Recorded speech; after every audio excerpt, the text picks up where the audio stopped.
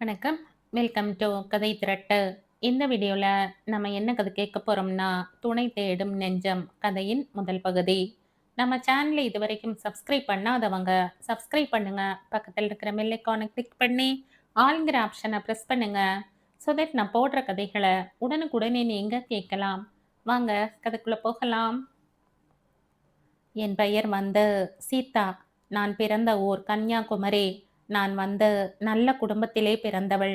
விதி என்னை விரட்டி அடித்தது. அதனால் தான் பெண்கள் விடுதியான இந்த கஸ்தூரிபாய் விடுதிக்கு நான் வந்துள்ளேன். தயவு செய்து நான் இங்கு தங்குவதற்கு அனுமதி தாருங்கள் மேடம் என்ற ஒரே மூச்சில் பேசிவிட்டு பெருமூச்சு விட்டாள் சீதா. உன்னை பார்த்தால் நல்ல பெண்ணாகத்தான் தெரிகிறாய். ஆனால் இந்த விடுதியில் தங்குவதற்கு இடம் இல்லையே. என்ன செய்ய முடியும் என்றாள் கஸ்தூரிபாய் பெண்கள் காப்பகத்தின் தலைவி சந்திரலேகா. அப்படி சொல்லாதீர்கள் மேடம். வந்து நீங்க முடியாதுன்னுட்டா நேக்கு யாருமே இல்லை மேடம். உன் பேர் என்னன்னு சொன்ன? சீதா. உன் முழு பெயரும் சீதாவா? வந்து மேடம், என் பெயர் முழுவதும் சீதா லட்சுமி. சந்திரலேகா சற்று யோசித்தவாறு, உன் அப்பா பேரு குப்புசாமி சாஸ்திரி இல்ல? ஆமா மேடம். வந்து என் அப்பா குப்புசாமி சாஸ்திரி தான். உங்களுக்கு எப்படி தெரியும் என்று பேசும்போது சீதா லட்சுமியின் முகத்தில் ஆச்சரிய குறிகள் மின்னின. இதை ஏண்டி முதல்ல சொல்லல? நீ எனக்கு உறவுக்காரடி. சீதாவின் கலங்கிய கண்கள் அகல விரிந்தன. உறவா? எப்படி உறவு என்று கேட்க அவள் மனம் துடித்தது. உன் அப்பன் நேக்கு ஒண்ணு விட்ட அண்ணன். நான் நேக்கு நான் நோக்கு ஆன்டி முறை வேணும்டி என்றாள் சந்திரலேகா. அதுவரை அடக்கி வைத்திருந்த துக்கத்தை பீரிட்டு வெளியிட்டு, ஆன்டி ஆன்டி என்று சந்திரலேகாவின் கால்களை கட்டுப்பிடித்து கொண்டு விக்கி விக்கி அழுதாள் சீதா. அழாத சீதா, அழாத. இந்த விடுதியில இடம் இல்லாட்டா என்ன? என் ஆத்துல உனக்கு இடம் இருக்கு என்று கூறி சீதாவை தன் நெஞ்சோடு அணைத்து கொண்டு, நேக்கென்ன பிள்ளையா குட்டியா, உன்னை என் பெண்ணாட்டம் கவனிச்சுக்கிறேன் என்று கூறினாள் சந்திரலேகா. சீதாவின் விசும்பல் நிற்கவில்லை. சீதாவின் முகத்தை தன் முகத்தின் எதிரில் நிறுத்தி கண்ணீரை துடைத்தாள் சந்திரலேகா. ஆன்டி இருக்கேன்ல, அழக்கூடாது. ம் என்று கூறும்போது சந்திரலேகாவின் குரல் தழுதெடுத்தது. கண்களில் கண்ணீர் மல்கியது. சீதா ஆன்டியின் நெஞ்சில் முகத்தை புதைத்து கொண்டு வாஞ்சையோடு விம்மினாள். விடுதியில் உள்ள மற்ற பெண்கள் இந்த காட்சியை அப்படியே கண் கொட்டாமல் பார்த்து கொண்டிருந்தனர். கஸ்தூரிபாய் பெண்கள் காப்பகம் என்ற வளைவான பெயர் பலகையின் கீழே 2 இரும்பு கதவுகள் மூடப்பட்டிருந்தன. அருகில் ஒரு சிறு நாற்காலியில் கூர்கா அமர்சிங் உண்ட களைப்பில் லேசான அரை தூக்கத்தில் அமர்ந்திருந்தான். அமர்சிங் எப்பவும் சிரித்த முகத்துடன் தான் இருப்பான். ஆனால் வேலையில் சரியாக இருப்பான். பெரிய ஹாரன் ஒலியுடன் டாடா சுமோ 4444 என்ற எண் உள்ள கார் கேட்டின் முன் வந்து நின்றது. காரை பார்த்த அமர்சிங் விழுந்தடித்து கொண்டு எழுந்து மடமடவென சுமோ காரின் கதவை திறந்தான். உள்ளே இருந்து சந்திரலேகாவும் பின்னால் சீதாவும் இறங்கினார்கள். தொண்டையை சற்று கனைத்து கொண்டு அமர்சிங் பேசலானான். மேம் சாப், முஜே மாஃப் கர்னா, மைனே ய நகி ஜான்தா कि ये औरत आपकी रिश्तेदार है. छोटा मैम साहब मुझे माफ करना. அவன் என்ன சொன்னான் தெரியுதா என்று கேட்டாள் சந்திரலேகா. வந்து ஆன்டி, நேக்கு நன்னா புரியுறது. நேத்துக்கு உங்களை பார்க்க வந்தப்போ இவளண்டை எவ்வளவோ மன்றாடினேன் தெரியுமா? லேசில் உள்ளே விட மாட்டேன்னுட்டான். வந்து இன்னைக்கு உங்களோட பார்த்ததும் என்னை மன்னிச்சுடுங்கோ. இந்த பொண்ணு உங்க சொந்தக்காரின்னு தெரியாது. வந்து சின்ன மேடம் என்னை மன்னிச்சுடுங்கோன்னு சொல்றான். கரெக்டா? நோக்கு ஹிந்தி தெரியுமாடி சீதா? பிரைவேட்டா பேசவும் எழுதவும் கத்துக்கிட்டு இருக்கேன் ஆன்டி. ஆ, அப்படியா? எங்க அவனுக்கு பதில் சொல்லு.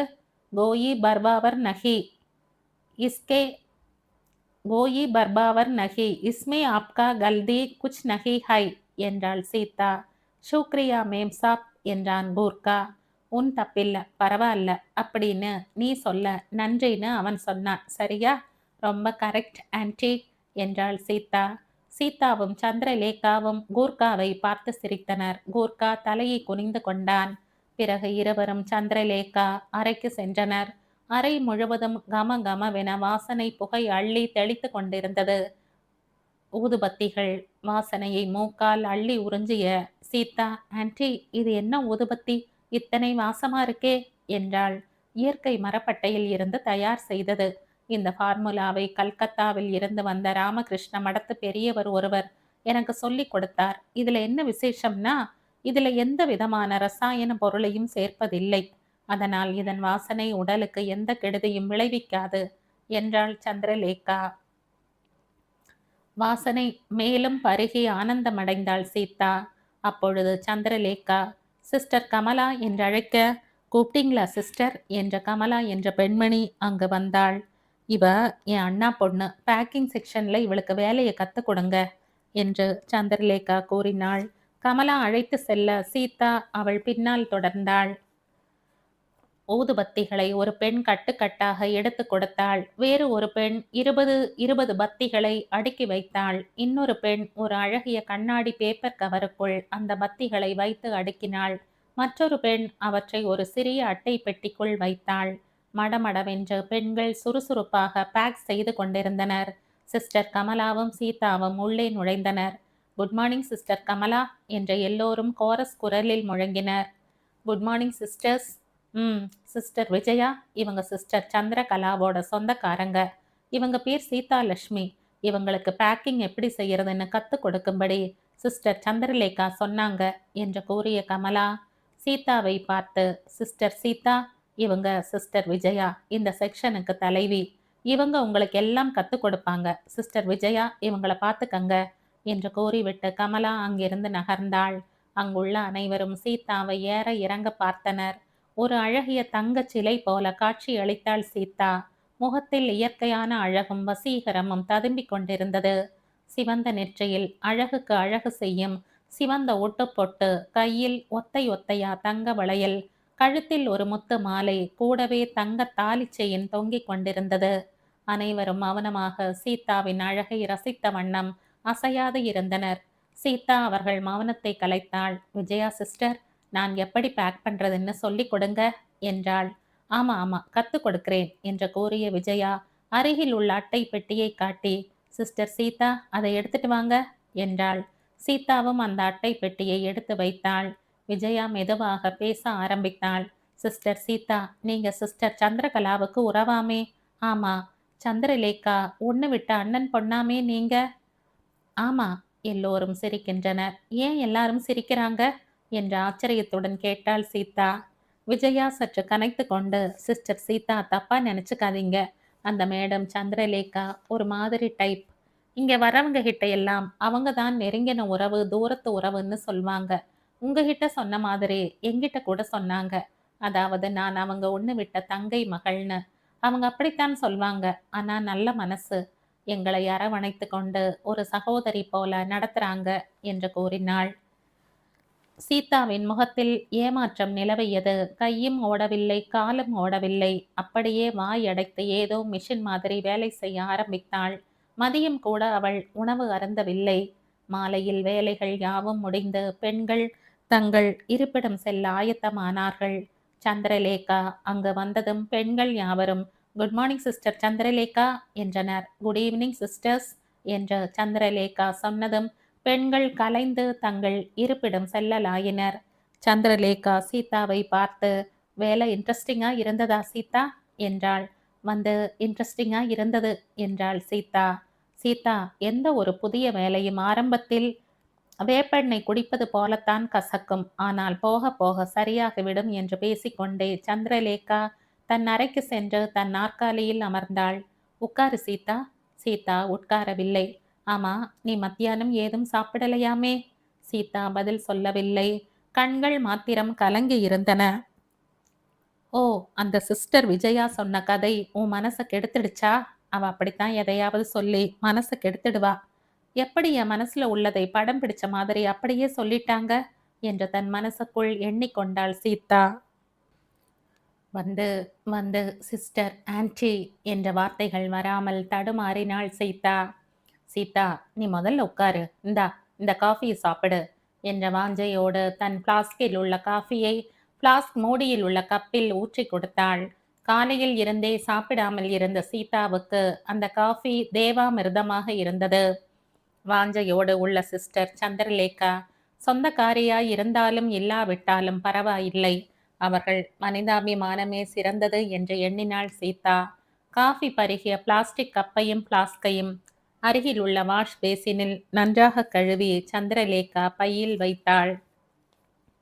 வா, ஆத்துக்கு போகலாம் என்று சந்திரலேகா சொன்னதும் ரெட்டி பாம்பாக கேட் அருகில் நின்று சுமோ காருக்குள் சென்றாள். Gurkha Amar Singh, good evening madam என்று சொல்லி காரின் கதவை திறந்தான். அமர்சிங், எப்படி இருக்க, சாப்பிட்டையா என்று நெடுநாள் பழகியவளைப் போல ஹிந்தியில் கூர்காவை பார்த்து கேட்டாள் சீதா.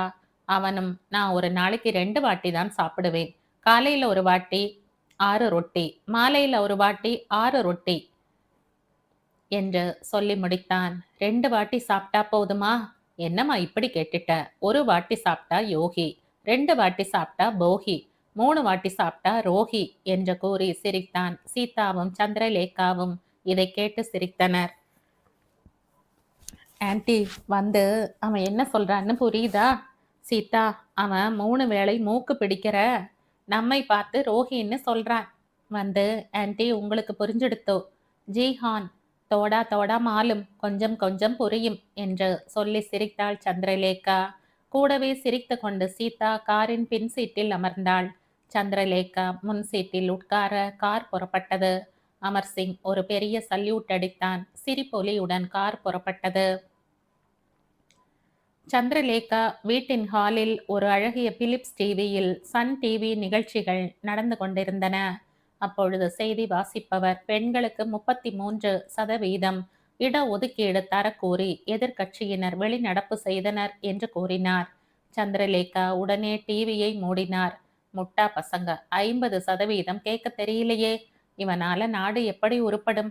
ஆணாதிக்கம் ஆணாதிக்கம் என்று முணுமுணுத்து கொண்டே சீதா படுத்திருந்த கட்டிலுக்கு மேல் உள்ள மின் விசிறியை ஓடவிட்டாள். நோக்கு புழுக்கமா இல்லையா சீதா? ஆமா ஆன்ட்டி. சரி, படுத்துக்கோ, குட் நைட் என்றாள் சந்திரலேகா. குட் நைட் ஆன்ட்டி என்று கூறினாள் சீதா. சீதாவுக்கு தூக்கம் பிடிக்கவில்லை. மணி 11 ஆயிற்று. சந்திரலேகா வீட்டில் உள்ள கடிகாரத்தில் ஒரு குருவி வெளியே வந்து 11 தடவை கூவியது. அப்பொழுது ஆணாதிக்கம் ஆணாதிக்கம் என்று சந்திரலேகா கூறியது சீதாவின் காதில் விழுந்தது. சீதா கண் விழித்த ஆன்ட்டி படுத்திருந்த கட்டிலை பார்த்தாள். ஆன்ட்டி நன்றாக தூங்கிக் கொண்டிருந்தாள். மன பிரம்மை என சீதா உணர்ந்தாள். சிஸ்டர் விஜயா பேசிய வார்த்தைகள் அவள் காதில் விழுந்தன. அவங்க நெருங்கிய உறவின்னு சொல்வாங்க, உங்கிட்ட சொன்ன மாதிரி எங்கிட்ட கூட சொன்னாங்க என்று விஜயா சொல்ல எல்லா பெண்களும் சிரிக்கின்றனர். சீதா 2 கைகளாலும் தன் காதுகளை மூடிக்கொண்டாள். புரண்டு புரண்டு படுத்தாள். தூக்கம் வெகு தொலைவில் போய்விட்டதாக உணர்ந்தாள். இப்பொழுது மணி சொல்லும் குருவி 12 முறை கூவியது. திடீரென்று மின்னல் வெட்டியது. காற்று அடித்தது. பேய் காற்று. இப்பொழுது காற்று நின்றது. அமைதி நிலவியது. என்ன மன்னிச்சிடு சீதா, இது என்னையும் அறியாம நிகழ்ந்துட்டது. ப்ளீஸ் ப்ளீஸ் என்னை மன்னித்து விடு என்றது ஆண் குரல். முடியாது முடியாது என்று கத்திக்கொண்டே படுக்கையை விட்டு எழுந்தாள் சீதா. கருங்கும்முன்னு இருட்டு, ஒரே அமைதி. இப்போது குருவி 3 முறை கூவியது. மணி 3. சீதா மெதுவாக எழுந்தாள். உடம்பெல்லாம் வியர்த்திருந்தது. அருகில் உள்ள கண்ணாடி குவளையில் உள்ள தண்ணீரை மடமடவென்று பருகினாள். இப்போது மெதுவாக திரும்பி ஆன்ட்டியை பார்த்தாள். ஆன்ட்டி தூங்கிக் கொண்டிருந்தாள். பிறகு தன் படுக்கையில் படுத்தாள். தூக்கம் அவள் கண்களை தழுவியது. குட் மார்னிங் சீதா, எழுந்து பெட் காஃபி சாப்பிடு என்றாள் சந்திரலேகா. அவள் கையில் ஆஃபி பறக்க ஒரு கோப்பையில் காஃபி நுரையுடன் இருந்தது. காஃபி வாசனை கம கமவென மூக்கை துளைத்தது. அடித்து புரண்டு எழுந்தாள் சீதா. அப்பொழுது குருவி 7 மணி என்று கூவியது. பல் தேய்ச்சிட்டு வரேன் என்று பாத்ரூமை நோக்கி போனாள். பரவாயில்ல, பெட் காஃபி பல் தேய்க்காமலேயே சாப்பிடலாம். வந்து, ஆன்ட்டி, நேக்கு பல் தேய்க்காம காஃபி சாப்பிட்ட பழக்கம் இல்லை. அடுத்த வினாடி பாத்ரூம் கதவை சாத்தி தாழிட்டாள் சீதா. சீதா பல் தேய்த்து வந்து பார்க்கும் பொழுது சந்திரலேகா யாருடனோ புரியாத மொழியில் டெலிபோனில் பேசிக் கொண்டிருந்தாள். காஃபியை சுவைத்து கொண்டே ஒட்டு கேட்டாள் சீதா. அவனண்டி அவனண்டி எப்புடு வஸ்தாரு? சரி சரி, அலாக்கே சேஸ்தாம். ஒரு வார்த்தை கூட புரியவில்லை சீதாவுக்கு. என்ன பாஷை, அது கூட புரியலையே. சீதா, குளிச்சுட்டு வந்துடு, டிஃபன் சாப்பிடலாம் என்ற குரல் கொடுத்தாள் சந்திரலேகா. இப்பொழுது குருவி 8 மணி என்று கூவியது. பராக் புடவை ஒன்றை கட்டிக்கொண்டு ஒரு தேவியைப் போல சீதா டைனிங் டேபிளில் வந்து அமர்ந்தாள். சீதா, வெங்காய தோசை, புதினா சட்னி, தக்காளி சட்னி செய்திருக்கேன். சாப்பிட்டுட்டு சொல்லு எப்படி இருக்குன்னு என்றாள் சந்திரலேகா. தக்காளி சட்னி என்றால் சீதாவுக்கு உயிர். 3 வெங்காய தோசையை மடமடவென்று விழுங்கினாள். பிறகு ஆன்டிக்கு உதவியாக டேபிளை சுத்தம் செய்து பாத்திரங்களையும் மளமளவென்று தேய்த்து முடித்தாள். வீட்டின் கதவை தாளிட்டு ஆன்டியும் சீதாவும் வெளியில் வர கோபால் டிரைவர் சுமோ காருடன் வாசலில் நின்றான். இருவரும் காரில் ஏற கார் வேகமாக பாய்ந்தது. சுமோ கார் வேகமாக ஓடிக்கொண்டிருந்தது. சீதா 2 முறை தும்மினாள். என்ன சீதா, ஜலதோஷமா என்று கேட்டாள் சந்திரலேகா. இல்ல ஆன்டி, வந்து லேசா சளி பிடிச்சிருக்கு. நீ கூட ராத்திரி சரியா தூங்கல போல இருக்கு. சீதா மௌனமானாள். குயில் மணி சொல்வதையே பார்த்து கொண்டு இருந்த போலிருக்கு. சீதா பேசாமல் தலை குனிந்தாள். உனக்கு ஏதாவது மனசுல பிரச்சனை இருந்தா என் அண்டை சொல்லு, நான் உதவி செய்கிறேன். சீதா வந்து வந்து மேலே பேச முடியாமல் தவித்தாள். சரி, சொல்ல பிரியமில்லைன்னா சொல்ல வேண்டாம். அதெல்லாம் இல்ல. வந்து ஆன்டி மேலும் பேச முடியாமல் கண் கலங்கினாள். சந்திரலேகாவும் மௌனமாக வந்தாள். கார் விடுதி கேட்டின் அருகே வந்து நின்றது. அமர்சிங் கார் கதவை திறந்து குட் மார்னிங் மேம் சாப், குட் மார்னிங் சோட்டா மேம் சாப் என்று சல்யூட் அடித்தான். சீதா கண்ணீரை துடைத்து கொண்டு அமர்சிங் கைசே ஹோ பையா என்றாள். டி ஹூன் மேம் சாப், ஆப் கைசே ஹைன் என்று இருவரும் குசலம் விசாரித்து கொண்டனர். சந்திரலேகா புன்னகைத்தவாறே தன் அறைக்கு செல்ல கோபால் டிரைவர் பின்னால் சென்றான். சீதா விஜயாவை பார்க்க பேக்கிங் செக்ஷனுக்கு சென்றாள். பேக்கிங் செக்ஷனில் பெண்கள் யாவரும் விறுவிறுப்பாக வேலை செய்து கொண்டிருந்தனர். குட் மார்னிங் சிஸ்டர் விஜயா என்றாள் சீதா. வாங்க சிஸ்டர். சீதா, இந்த டப்பாவை கட்டுங்க என்றாள் விஜயா சிஸ்டர். விஜயா அருகில் நின்ற ரமா தேவி என்ற பெண், சிஸ்டர் விஜயா, இன்னைக்கு பேப்பரை பார்த்தீங்களா என்றாள். என்ன செய்தி சிஸ்டர் ரமா? ஒரு பிரபல காப்பகத்தில் உள்ள அதிகாரி அந்த காப்பகத்தில் உள்ள 2 பெண்களை துபாய் ஷேக் ஒருவருக்கு 10 லட்சம் ரூபாய்க்கு விற்று விட்டாராம். பாவம், அந்த பெண்களுக்கே தாங்கள் விற்கப்பட்டது தெரியாதாம் என்றாள் ரமா. ஐயையோ, நீ சொல்றத கேட்டா எனக்கே பயமா இருக்கே என்றாள் விஜயா சிஸ்டர். அட பைத்தியக்காரி, நீ கண்ணாடியில உன் மூஞ்ச பாரு. உன்னையும் என்னையும் எந்த ஷேக்காவது வாங்குவானா? வேணும்னா நம்ம சிஸ்டர் சீதா மாதிரியோ அல்ல சிஸ்டர் சிட்டியம்மா மாதிரியோ இருந்தா ஆளுக்கு 20 லட்சம் ரூபாய் கொடுப்பான் என்றாள் ரமாதேவி. அங்குள்ள பெண்கள் கடகடவென சிரித்தார்கள். சீதா அந்த வம்புக்கார பெண்களை லட்சியம் செய்யவில்லை. ஆனால் யார் அந்த சிட்டி அம்மா என்று திரும்பி பார்த்தாள். உண்மையில் அழகு என்றால் அதுதான் அழகு. பெண்ணே பெண்ணை பார்த்து காதலிக்கும்படியான அழகு தேவதைதான் அந்த சிட்டி அம்மா. இத்தாலி வெள்ளை பளிங்கு கல்லில் செதுக்கப்பட்ட வீனஸ் சிலை போல காட்சி அளித்தாள். சீதா அவளை பார்த்ததும் சிட்டியம்மா புன்னகை பூத்தாள். அந்த புன்னகைக்கு எவ்வளவு விலை கொடுத்தாலும் தகும் என்று எண்ணினாள் சீதா. சற்று நேரத்தில் சிஸ்டர் கமலா வந்து, சிஸ்டர் சீதா, உங்களை சிஸ்டர் சந்திரலேகா தங்கள் அறைக்கு வர சொன்னார்கள் என்றாள். விஜயா சீதாவை போக சொல்லி சமிக்ஞை செய்தாள். சீதா உடனே அங்கிருந்து சந்திரலேகா அறையை நோக்கி நடந்தாள். ரமாதேவி அவளை பார்த்து புன்னகை செய்தாள். அதில் லேசான ஏளனம் கலந்திருந்தது. அதை சீதா கவனித்தாள். ஏன் ஏளனமாக சிரிக்கிறாள் என்று எண்ணிக்கொண்டே பயத்துடன் சென்றாள். சந்திரலேகா தன் அறையில் ஒரு ஆண் பிள்ளையுடன் குசுகுசுவென பேசிக் கொண்டிருந்தாள். என்ன பாஷை? சரி என்ற வார்த்தைகளை அடிக்கடி பேசினார்கள். விஜயா சொன்னது போல் சந்திரலேகா ஒரு மாதிரியான பெண்மணியோ என்று யோசித்தாள் சீதா. அதற்குள் சந்திரலேகா சீதாவை பார்த்து விட்டாள். வா சீதா, வா என்று சற்று பதட்டத்துடன் வரவேற்றாள். சீதா தலை குனிந்து நின்றாள். சீதாவை வந்திருந்தவரிடம் அறிமுகம் செய்தாள். இவள் பெயர் சீதா, என் உறவுக்காரி என்றாள். உடனே அந்த ஆள், நான் பேரு பிரசன்ன செட்டி என்று கூறி வணங்கினார். அவளுக்கு தெலுங்கு தெரியாது, ஆனால் ஹிந்தி பேசுவாள் என்றாள் சந்திரலேகா. உடனே அவர், என் பெயர் பிரசன்ன ரெட்டி, என் சகோதரி மாதிரி இருக்கீங்க என்று ஹிந்தியில் சொன்னார். உட்காரு சீதா, இவரோட பேசிக்கிட்டு தோ வந்துட்டேன் என்று பிரசன்ன ரெட்டியிடம் தெலுங்கில் ஏதோ சொல்லிவிட்டு வெளியில் சென்றாள் சந்திரலேகா. தன்னை ஒரு ஆடவனிடம் தனிமையில் விட்டு சென்றது சீதாவுக்கு என்னமோ போல தோன்றியது. சீதா திடீரென எழுந்து ஓடி போய்விடலாமா என்று கூட எண்ணினாள். பிரசன்னா தன்னை விலை பேசிவிட்டான். அடுத்து யாராவது ஷேக்கிடம் தன்னை விற்றுவிடப் போகிறான் என்று எண்ணி குழம்பினாள் சீதா. சற்று நேரத்தில் சிட்டி அம்மாளுடன் சந்திரலேகா உள்ளே நுழைந்தாள்.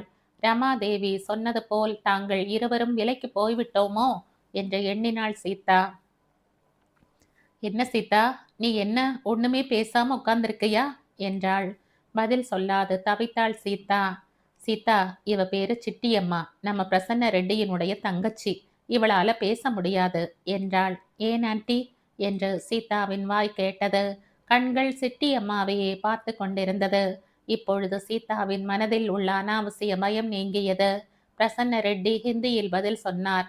சிட்டியம்மா சிறிய பெண்ணாய் இருந்தபோது ஒரு ஆக்சிடென்ட் நிகழ்ந்தது. என்ன ஆக்சிடென்ட் என்று அறிய தயாரானாள் சீதா. ஹைதராபாத் லிக்கடி காபூல் என்ற இடத்திற்கு அருகாமை கோதண்டராமி ரெட்டி தோட்டம் இருந்தது. கோதண்டராமி ரெட்டியின் ஒரே மகன் பிரசன்னா ரெட்டி, ஒரே மகள் சிட்டி அம்மா. தோட்ட வீடு மிகப்பெரிய அரண்மனை போல இருக்கும். வீடு என்பதை விட ஒரு மஹால் அல்லது அரண்மனை என்று கூட சொல்லலாம். மஹாலின் பின்கட்டில் 25 மாடுகள் பராமரிக்கப்பட்டன. ஒரு பக்கம் சுவற்றில் சாணியினால் வரட்டிகள் தட்டப்பட்டிருந்தன. 3 பால்காரர்கள் பசுக்களை பராமரித்தனர். அவர்கள் குடும்பமே அந்த தோட்டத்தில் வேலை செய்தனர். அவர்களின் பிள்ளைகள் பிரசன்னாவுடனும் சிட்டியுடனும் சேர்ந்து விளையாடுவார்கள். வேலைக்காரர் பிள்ளைகளுடன் விளையாடுவது பிரசன்னாவின் தாயாருக்கு அவ்வளவாக பிடிப்பதில்லை. ஆகையால் அம்மாவுக்கு தெரியாமல் பிள்ளைகள் யாவரும் மொட்டை மாடிக்கு சென்று கும்மாளம் அடித்து விளையாடுவார்கள். ஆடிக்காற்றில் அம்மியும் பறக்கும் என்பார்கள். காற்றாடி பறக்கவிட இளசுகள் துடி துடிக்கும். பிரசன்னாவும் சிட்டியும் மொட்டை மாடியில் காற்றாடியை பறக்கவிட்டு மகிழ்வார்கள். ஒரு நாள் காற்றாடியை பறக்கவிட சிட்டி இரு கைகளிலும் ஒரு பெரிய காற்றாடியை பிடித்து கொண்டு பின்புறமாக நடந்தாள். மற்றொரு நுனியில் நூலுடன் உள்ள பிரசன்னா இன்னும் பின்னே போ என்று சொல்லிக் கொண்டிருந்தான். அதற்குள் வேலையாட்கள் பையன் வந்து நான் நன்றாக தூங்கி விடுவேன் என்று சொல்லி சிட்டியின் அருகில் வர ஆரம்பித்தான்.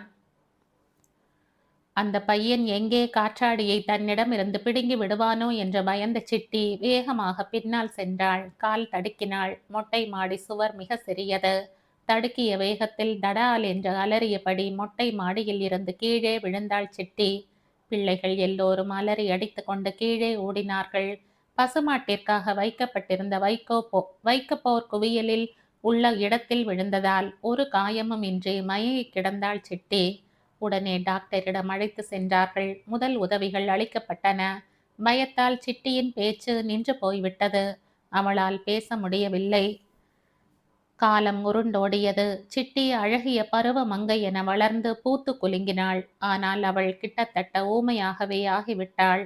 எப்படியாவது அவளை பேச வைக்க வேண்டும் என்று எங்கெங்கோ அலைந்து முடிவில் ஸ்பீச் தெரப்பி என்று பேச வைக்கும் வைத்தியம் படித்தவர் சந்திரலேகா என்று அறிந்து இவரிடம் ஒப்படைத்தேன். மேலும் உள்ளூரில் யாருக்கும் இந்த விஷயம் தெரிய வேண்டாம் என்று முடிவு செய்து இங்கு கொண்டு வந்து சேர்த்தேன் என்று விவரமாக சொல்லி கண்ணீர் வடித்தார் பிரசன்ன ரெட்டி. இதையெல்லாம் அமைதியாக கேட்டறிந்த சீதா விக்கி விக்கி அழுதாள். சந்திரலேகா ஒன்றும் புரியாமல் திகைத்தாள். ஆன்டி, நீங்க எவ்வளவு நல்லவங்க, உங்களை தப்பா புரிஞ்சுகிட்டேன். இந்த பிரசன்ன ரெட்டி தன் தங்கைக்காக இத்தனை சிரமப்படுவதையும் புரிஞ்சுகிட்டேன் என்று சொல்லி அழுதாள். சிட்டி சீதாவின் கண்களை துடைத்தாள். சீதா அவளை கட்டிப்பிடித்து கன்னத்தில் அன்போடு முத்தமிட்டாள். சிட்டி, இனி கவலைப்படாத, ஆன்டியோட சேர்ந்து நானும் உனக்கு பேச கத்துக் கொடுக்கிறேன் என்று உணர்ச்சி பொங்க கூறினாள் சீதா. பிரசன்ன ரெட்டி புன்னகையுடன் தன் கை பையில் உள்ள காசோலையை எடுத்து 1,00,000 என்று எழுதி நன்கொடையாக சந்திரலேகாவிடம் கொடுத்தார். இதெல்லாம் எதுக்குங்க? நான் ஒரு மனிதாபிமானத்தில் தான் உதவி செய்கிறேன் என்றார் சந்திரலேகா. என் சந்தோஷத்திற்காக நீங்க இதை வாங்கிக்கணும் என்றார் பிரசன்ன ரெட்டி. சந்திரம்மா, நான் ஒரு சின்ன வீட்டை வாடகைக்கு எடுத்திருக்கேன். சென்னை வரும்போதெல்லாம் அங்குதான் தங்குகிறேன் என்றார் பிரசன்னா. ரொம்ப நல்லது என்றார் சந்திரலேகா. பிறகு பிரசன்ன ரெட்டி விடை பெற்று கொண்டு சென்றார். சந்திரலேகா, சிட்டி, சீதா மூவரும் ரெட்டியை பின்தொடர்ந்து விடுதியின் வாயில் வரை சென்றனர். கேட்டின் அருகில் நின்று கொண்டிருந்த கூர்கா அமர்சிங் ரெட்டியை பார்த்து சல்யூட் அடித்தான். பிறகு ரெட்டி வாடகை காரில் ஏற செல்லும் போது அமர்சிங் பணிவுடன் காரின் கதவை திறந்தான். ரெட்டி ஏறியதும் கதவை மூடி திரும்பவும் சல்யூட் அடித்தான். போய் வருகிறேன் என்ற பாவனையில் தலையசைத்தான் பிரசன்னா. அவன் கண்கள் லேசாக கலங்கின. கார் வேகமாக பறந்தது. அமர்சிங் திரும்பி தன் கண்களை கையால் துடைத்து கொண்டான். அன்று மாலையில் சந்திரலேகா சுமோ காரில் ஏறவும் பின்னால் சீதாவும் ஏறினாள். கதவை சாத்தி ஒப்புக்காக சல்யூட் அடித்தான் அமர்சிங். அவன் முகத்தில் சிரிப்பு இல்லை, மகிழ்ச்சியும் இல்லை. எதையோ பறி கொடுத்தவன் போல காணப்பட்டான். இதை சீதாவும் சந்திரலேகாவும் கவனித்தனர். கார் வேகமாக பறந்தது. சந்திரலேகா வீட்டில் சீதா தன் படுக்கையில் சாய்ந்து படுத்துக்கொண்டு மங்கையர் மலர் என்ற புத்தகத்தை புரட்டி கொண்டிருந்தாள். பிரசன்ன ரெட்டி காரின் பின்புறம் அமர்ந்து போய் வருகிறேன் என்ற பாவனையில் தலையசைத்த காட்சியும் அவன் கலங்கிய கண்களும் சீதாவின் முன் திரும்ப திரும்ப தோன்றி மறைந்தன.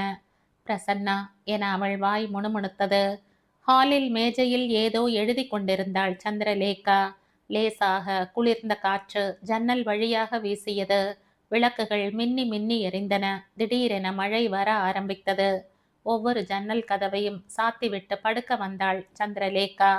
புத்தகத்தை கையில் வைத்து கொண்டு தனக்குத்தானே ஹிந்தியில் பேசினாள் சீதா. ஆப் சைஜா இன்சான் மை தேகா நகி. அவள் சொன்னது சந்திரலேகாவுக்கு புரிந்தது.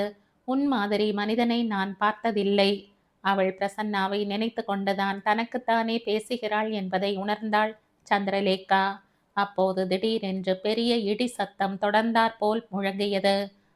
நடுங்கிய சீதா ஆன்டி ஆன்டி என்று கத்திக்கொண்டு ஓடி வந்து சந்திரலேகாவை கட்டிப்பிடித்து கொண்டாள்.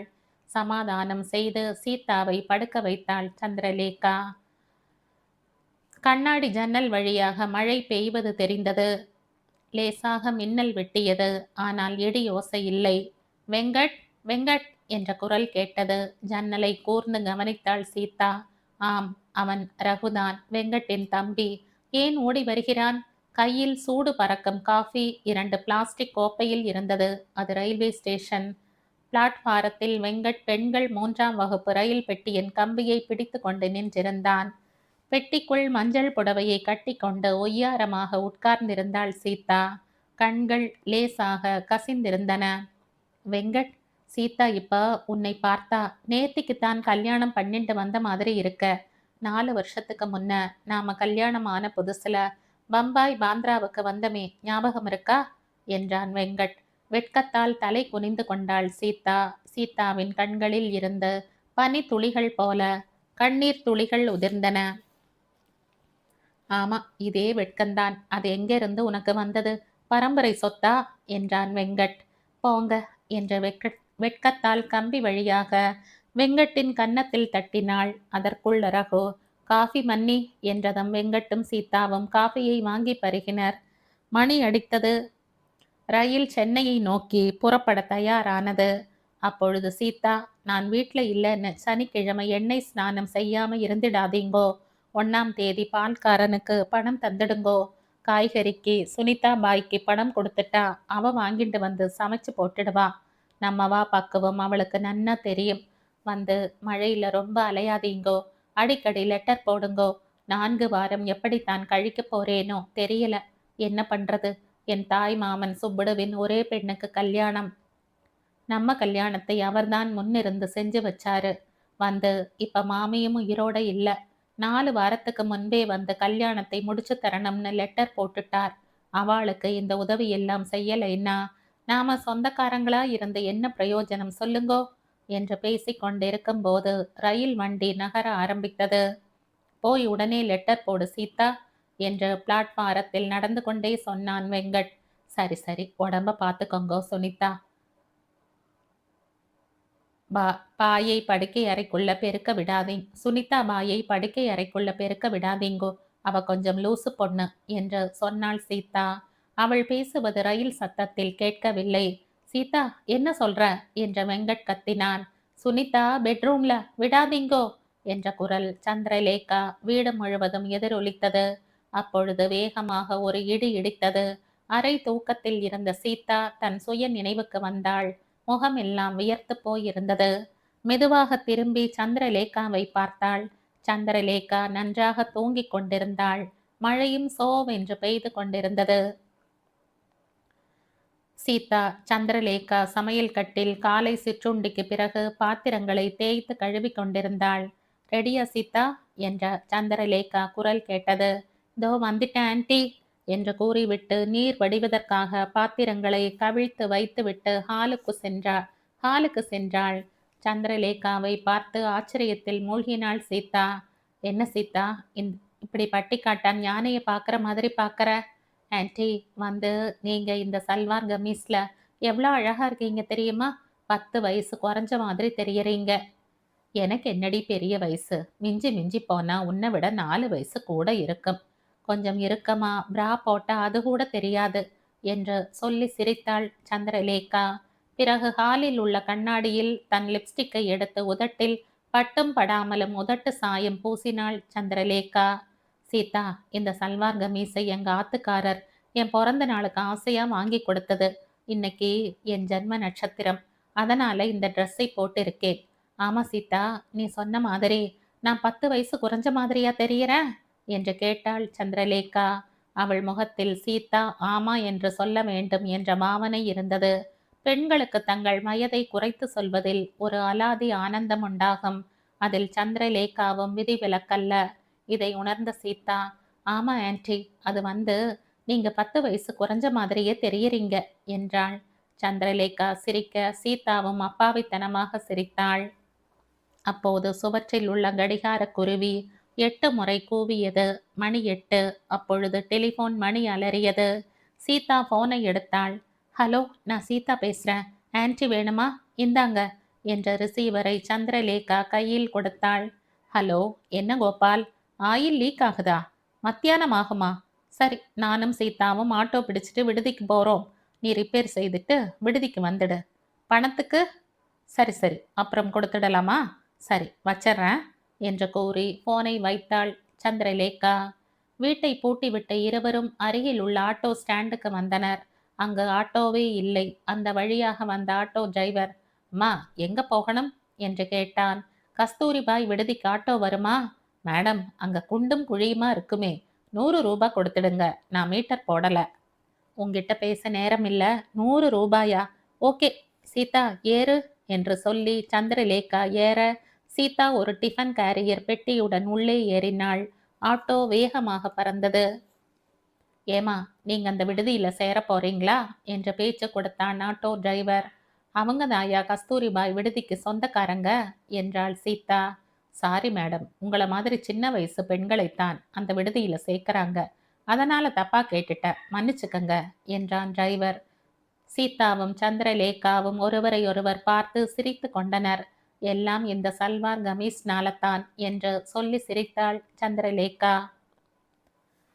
ஆட்டோ விடுதியின் வாசலில் நின்றது. சந்திரலேகா தன் பையில் இருந்து 100 ரூபாய் நோட்டை நீட்ட அதை வாங்கி கண்களில் ஒற்றிவிட்டு, போடி சவாரி, தேங்க்ஸ் என்று சொல்லி ஆட்டோவை ஸ்டார்ட் செய்தான்.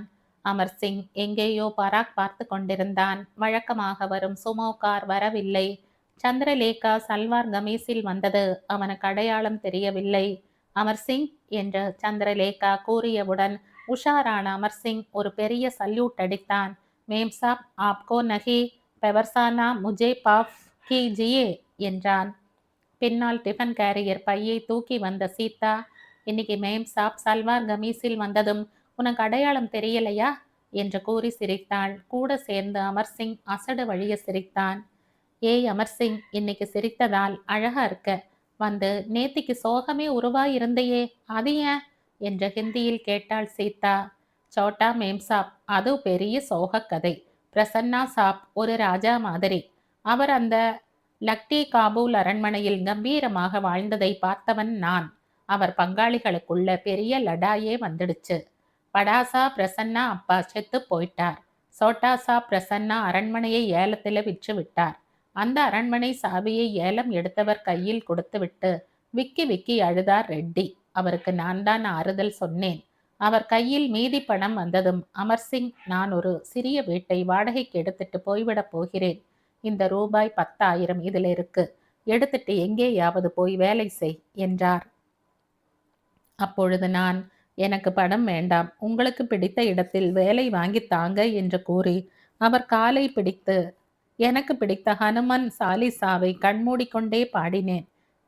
காலிசாவை பாடினால் என் துக்கம் குறையும். சரி, கவலைப்படாதே. சென்னையிலே நம்ம சிட்டி ஒரு பள்ளிக்கூடத்துல இருக்கா. அங்கேயே வேலை வாங்கி தர்றேன். வேலை செய்கிறாயா என்றார். ஆப் ஹா கூக்கம், உங்கள் கட்டளை என்று சொல்லி உடனே வேலையில் சேர்ந்தேன். ஐயாவை பார்த்ததும் கண் கலங்கிவிட்டது. இரவு முழுவதும் 100 தடவையாவது ஹனுமார் சாலிஸ்யா சொல்லி என்னை சமாதானப்படுத்தி கொண்டேன் என்று தழுதழுத்த குரலில் சொன்னான் அமர்சிங். அவன் துக்கத்தில் பங்கு கொண்டவளாக, அமர்சிங், உன் கதையை கேட்டா ரொம்ப வருத்தமா இருக்கு என்று கூறி கண்ணீரை துடைத்து கொண்டே உள்ளே சென்றாள் சீதா. சந்திரலேகா அறையில் டிஃபன் கேரியர் பையை வைத்தாள் சீதா. சந்திரலேகாவை காணவில்லை. பக்கத்தில் உள்ள சிறிய அறைக்கு சென்றாள். அங்கு சல்வார் கமீஸ் ஒரு நாற்காலியில் தொங்கியது. ஆம், அது காலையில் சந்திரலேகா போட்டு கொண்ட சல்வார் கமீஸ் தான். எங்கு போயிருப்பார்கள்? ஒன்றும் புரியாது தவித்தாள் சீதா. பிறகு பேக்கிங் செக்ஷனுக்கு சென்று சிறிது நேரம் தன் வேலையை செய்தாள். சிட்டியையும் காணவில்லை. பலரிடம் சிஸ்டர் சந்திரலேகாவை பற்றி கேட்டாள். யாரும் சரியாக பதில் சொல்லவில்லை. தங்கள் வேலையில் கவனமாயிருந்தனர். குப்பையை கூட்டிக் கொண்டிருக்கும் ஆயாவை கேட்டாள். சந்திரலேகா மாடியில் உள்ளதாக செய்கையில் காட்டினாள் ஆயா. சந்திரலேகாவின் கஸ்தூரிபாய் விடுதி மாடியில் ஒரு அறையில் 10 அல்லது 15 பெண்கள் அமைதியாக அமர்ந்து புத்தகங்களை படித்து கொண்டிருந்தனர். ஜன்னல் வழியாக உள்ளே எட்டி பார்த்தாள் சீதா. அங்கு பெரிய கரும்பலகை தொங்கிக் கொண்டிருந்தது. அது ஒரு வகுப்பு அறை. அங்கு ஆசிரியர் யாரையும் காணோம். இவ்வாறு சீதா ஜன்னல் வழியாக பார்த்து கொண்டிருக்கும் போது சந்திரலேகா ஒரு அழகிய பச்சை நிற பட்டு புடவையில் வகுப்பறைக்குள் நுழைந்தாள். பெண்கள் எல்லோரும் எழுந்து நின்றனர். குட் மார்னிங் கேர்ள்ஸ் என்றாள் சந்திரலேகா. குட் நூன் டீச்சர் என்ற கோரஸாக கத்தினார்கள் பெண்கள். புரியுது கேர்ள்ஸ், புரியுது. காலை முடிந்து முற்பகல் வந்துடுச்சு.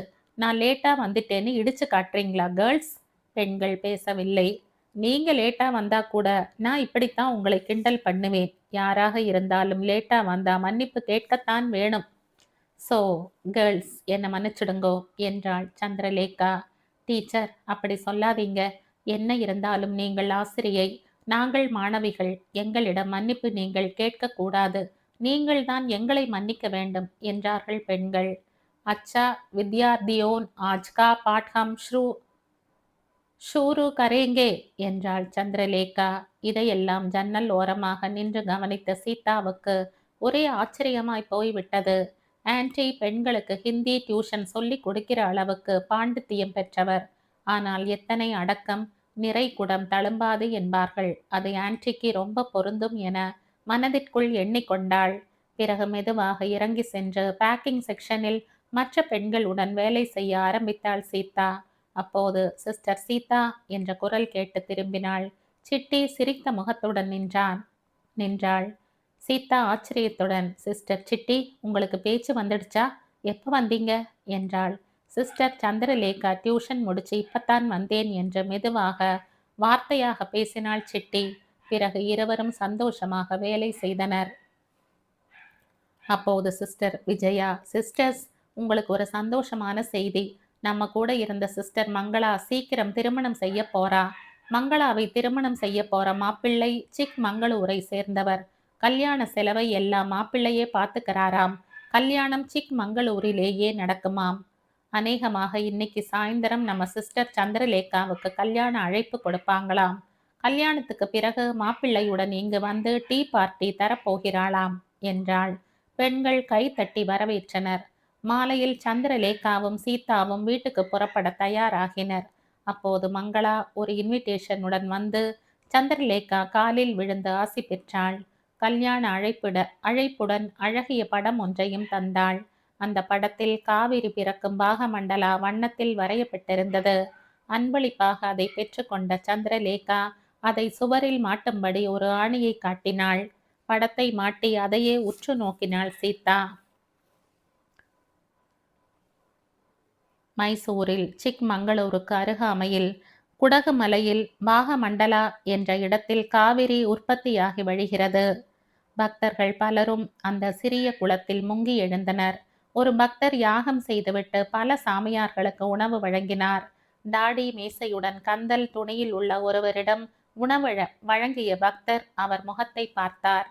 வெங்கட், நீயா? ரகு, ரகு! அண்ணன் தம்பி இருவரும் சந்தித்தனர், கட்டி பிடித்தனர், ஏங்கி ஏங்கி அழுதனர். அண்ணா, வெங்கட், இது என்ன பரதேசி கோலம் என்று தலையில் அடித்து கொண்டு அழுதான் ரகு. ரகு, நான் செய்த பாவம், அதை நான் தானே சுமக்கணும் என்றான் வெங்கட். அண்ணா, வாங்கண்ணா, லாட்ஜுக்கு போவோம். முதல்ல இந்த மீசை தாடியை எடுத்துடு என்றான் ரகு.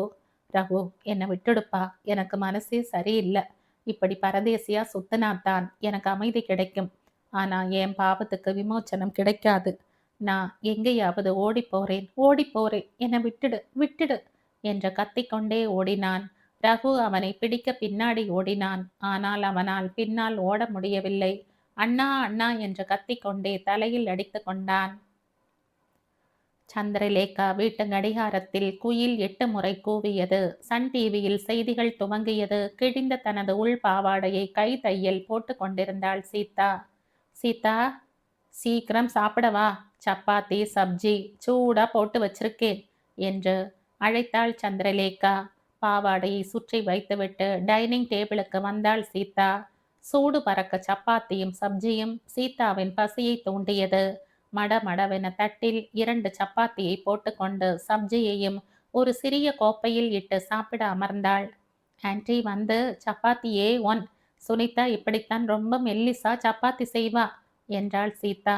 யார் சீதா அந்த சுனிதா? எங்க வீட்டு வேலைக்காரி. நான் பம்பாயில இருந்தப்போ வீட்டில் வேலை செய்தா.